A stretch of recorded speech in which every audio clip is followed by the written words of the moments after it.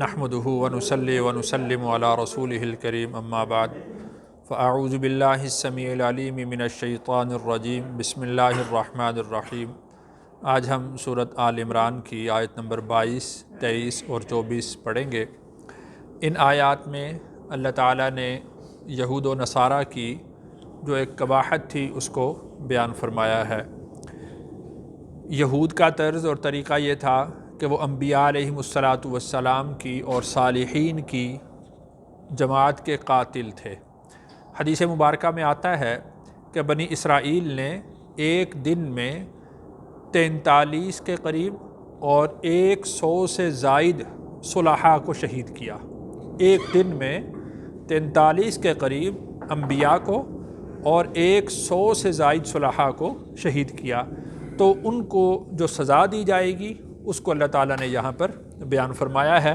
اسی طریقہ سے ان کا جو رویہ ہے آخرت کے اعتبار سے اس کو بھی اللہ تعالیٰ نے یہاں پر بیان فرمایا ہے۔ ترجمہ دیکھتے ہیں۔ اولئک، یہی ہیں، حبطت، ضائع ہوئے، اعمالہم، ان کے اعمال،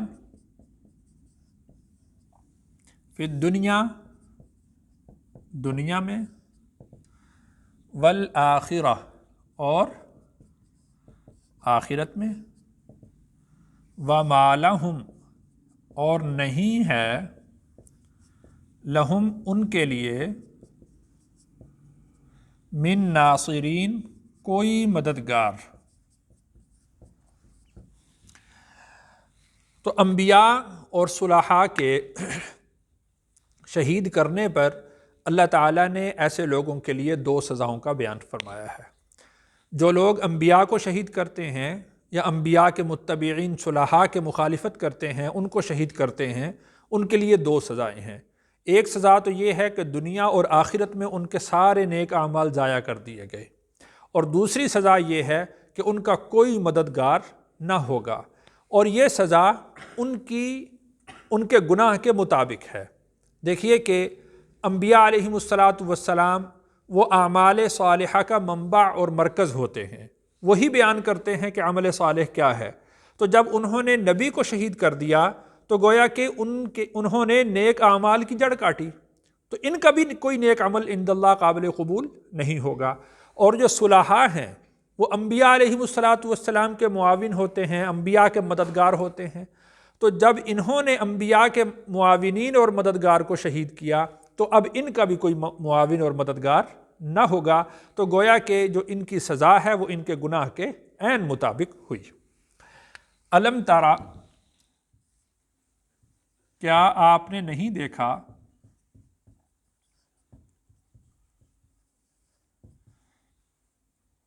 الی الذین، لفظ بیچ میں رہ گیا ہے، الی الذین، ان لوگوں کی طرف،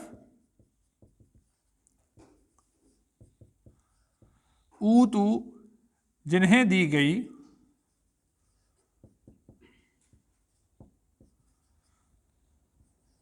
نصیباً، ایک حصہ، من الکتابی، کتاب کا، یدعون، وہ بلائے جاتے ہیں، الی کتاب اللہ، اللہ کی کتاب کی طرف، لیحکم، تاکہ فیصلہ کیا جائے، بینہم، ان کے درمیان، ثم، پھر، یتولی، منہ پھیرتا ہے، فریقٌ، ایک گروہ، منہم، ان میں سے، وہم، اور وہ، معرضون، تغافل کرنے والے ہیں۔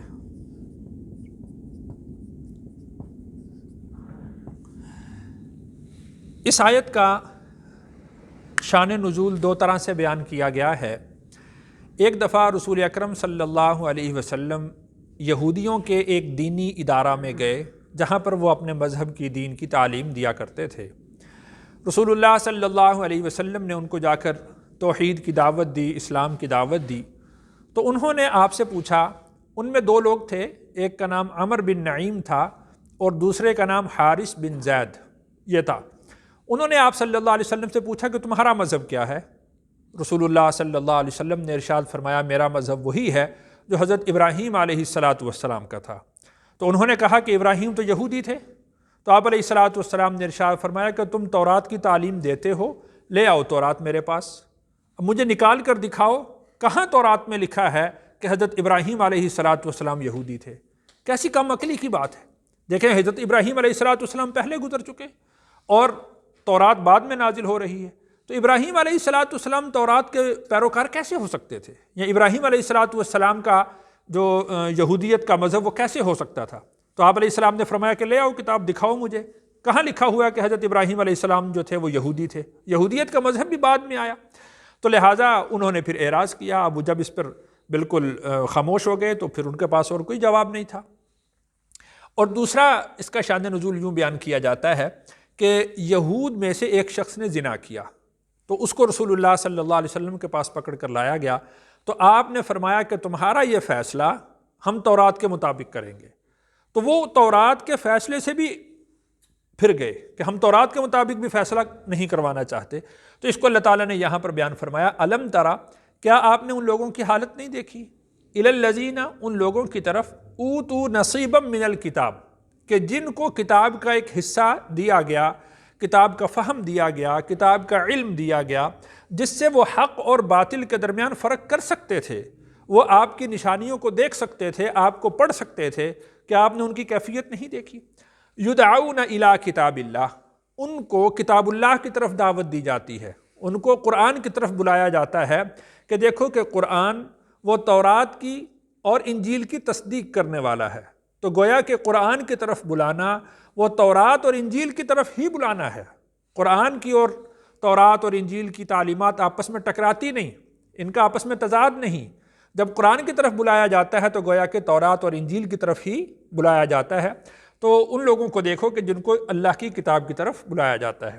اور جیسے دوسرا واقعہ میں نے بیان کیا کہ یدعون الی کتاب اللہ، کہ ان کو کتاب اللہ کی طرف بلایا جاتا ہے، اس سے مراد تورات بھی ہو سکتی ہے کہ تم تورات لے آؤ، تورات کی طرف ہی آ جاؤ، جس کے تم دعوے دار ہو، جس کو تم پڑھتے ہو، جس کو تم سکھاتے ہو، جس کو تم سیکھتے ہو، وہی کتاب لے آؤ، اس کے مطابق ہی بات کر لیتے ہیں۔ لیحکم بینہم، تاکہ تمہارے درمیان فیصلہ کر دیا جائے۔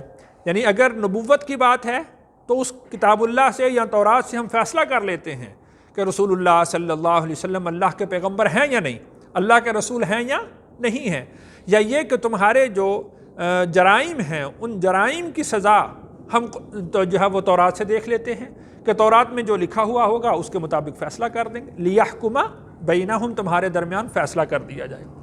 ثم یتولی فریق منہم، تو ان میں سے ایک گروہ نے کیا کیا؟ اعراض کیا، منہ موڑ لیا۔ وہم معرضون، اور وہ تغافل کرنے والے۔ یتولی فریق، اس کا مطلب بھی ہے منہ موڑنا، منہ پھیرنا، تغافل برتنا، اعراض کرنا۔ وہم معرضون کا مطلب بھی یہی ہے کہ منہ پھیر لینا، اعراض کرنا، تغافل برتنا۔ لیکن فرق یہ ہے کہ یتولی فریق منہم، یہ فعل کے ساتھ اس کو ذکر کیا گیا ہے۔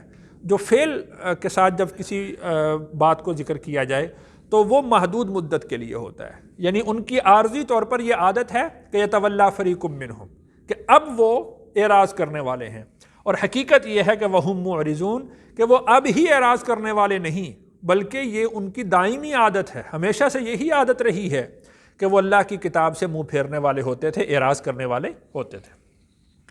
ذالک، یہ اس لیے، بِأَنَّهُمْ، کہ انہوں نے، قالوا، کہا، لن تمسنا، نہیں چھوئے گی ہمیں، النار، آگ، الا، مگر، ایام معدودات، ایام یوم کی جمع ہے، دن، معدودات چند، گنتی کے چند دن۔ یعنی وہ کتاب اللہ سے اعراض کیوں کر رہے ہیں؟ وہ اس لیے کہ وہ کہتے ہیں کہ ہم تو اللہ کے محبوب ہیں، ہم انبیاء کی اولاد ہیں، لہٰذا اگر ہمیں سزا ملے گی بھی تو وہ 40 دن ہے یا 7 دن ہے یا چند ایام ہے، اس سے زیادہ ہمیں سزا ملنے والی نہیں۔ یعنی جب انہوں نے اپنے لیے سزا کے چند ایام مقرر کر لیے تو اب اس سے زیادہ ان کو اس کی زیادہ فکر بھی نہیں۔ اگر ان کو یہ بات معلوم ہوتی کہ ہمیں ہمیشہ اور دائمی سزا بھی ملنے والی ہے تو اس کی فکر کرتے، تو وہ انہوں نے یہ عقیدہ بنا رکھا تھا۔ اب یہاں پر ایک بات یہ دیکھیے کہ یہود نے بھی یہ کہا کہ ہم اللہ کے محبوب ہیں، انبیاء کی اولاد ہیں، لہٰذا جنت میں ہم جائیں گے، ہم جہنم میں نہیں جائیں گے۔ اسی طریقہ سے نصارہ نے بھی اپنا یہ دعویٰ بنا لیا کہ ہمارے سارے گناہوں کی سزا حضرت عیسیٰ علیہ السلام کو نعوذ باللہ مل گئی، اب ہم سب پاک ہو گئے، بے گناہ ہو گئے، تو لہٰذا ہم بھی کیا کریں گے؟ جنت میں جائیں گے۔ اور اہل اسلام کا دعویٰ بھی یہ ہے کہ اہل اسلام جو ایمان والے ہوں گے وہ بھی جنت میں جائیں گے۔ تو تینوں میں فرق یہ ہے کہ یہود و نصارہ نے اپنے لیے جنت کا دعویٰ محض نسب کی بنیاد پر کر رکھا ہے، جبکہ اہل اسلام کا دعویٰ وہ ایمان اور اعمال صالحہ کے ساتھ مشروط ہے۔ اس میں ان دونوں میں یہ فرق ہوا بنیادی طور پر کہ ان کا دعویٰ تو یہ ہے کہ ہم بس جنت میں جائیں گے، ہم انبیاء کی اولاد ہیں، ہمارے کام جیسے بھی ہوئے ہم جنت میں جائیں گے۔ لیکن اہل اسلام یہ کہتے ہیں کہ ایمان اور اعمال صالحہ اس کی شرط ہیں، جو ایمان اور اعمال صالحہ کو اختیار کرے گا وہ جنت میں جائے گا، جو ایمان اور اعمال صالحہ کو اختیار نہیں کرے گا وہ جنت میں بھی نہیں جائے گا، اللہ کی اس کے ساتھ کوئی شرط نہیں۔ وغرہم، اور وہ دھوکے میں پڑے، فی دینہم، اپنے دین میں، ما کانوا یفترون، جو وہ بناتے ہیں، یعنی وہ کام، وہ جو باتیں اپنی طرف سے بناتے ہیں وہ ان باتوں کی وجہ سے دھوکے میں پڑ گئے ہیں کہ بس ہم تو جنت میں جائیں گے ہی جائیں گے، ہمارے اوپر گرفت نہیں ہوگی، ہمیں پکڑا نہیں جائے گا، ہمیں سزا نہیں ملے گی، اگر ملی بھی تو چند دن ہیں اور چند دن کی سزا ہے وہ کاٹ لیں گے اور اس کے بعد ہمیشہ کے لیے جنت میں جائیں گے۔ اللہ تعالیٰ سے دعا ہے اللہ تعالیٰ مجھے اور آپ کو دین کامل کی پوری اتباع کی توفیق نصیب فرمائے۔